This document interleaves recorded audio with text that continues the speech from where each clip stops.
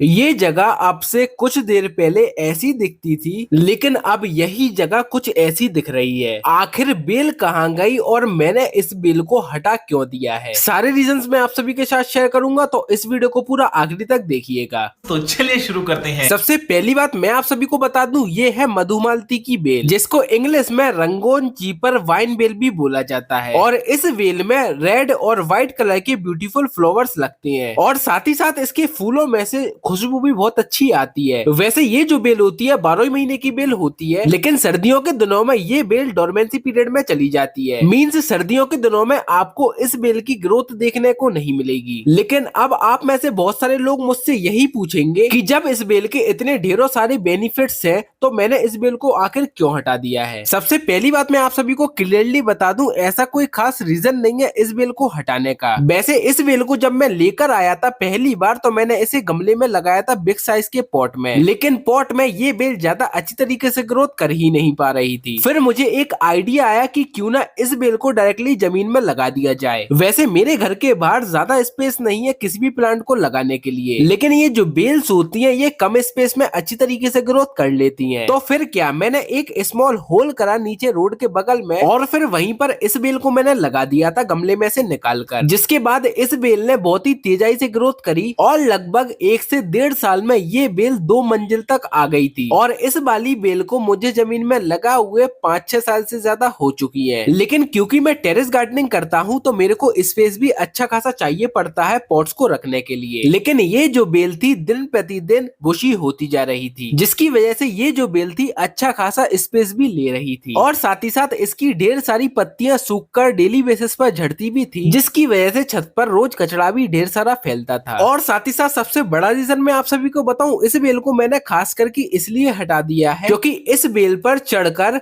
गिरगिटान मेरी छत पर आ जाते थे और बहुत सारे आते थे। लेकिन हाँ, टेंशन वाली बात बिल्कुल भी नहीं है, मैंने इस बेल को जड़ के साथ नहीं हटाया है। सिर्फ ऊपर ये जो टेरेस पर जगह घेर रही थी इसी को मैंने कट करा है, बाकी पूरी 2 मंजिल तक इस बेल को मैंने ऐसा ही छोड़ दिया है। वरना आप लोग फिर नीचे कमेंट बॉक्स में कमेंट करो कि आपने इस बेल को पूरा ही क्यों काट दिया है, तो मैंने इसको पूरा बिल्कुल भी नहीं काटा है। बाकी ये आप सभी के सामने आफ्टर रिजल्ट, और मैंने यहाँ पर इस स्टैंड पर इन हैंगिंग पॉट्स को टांग दिया है।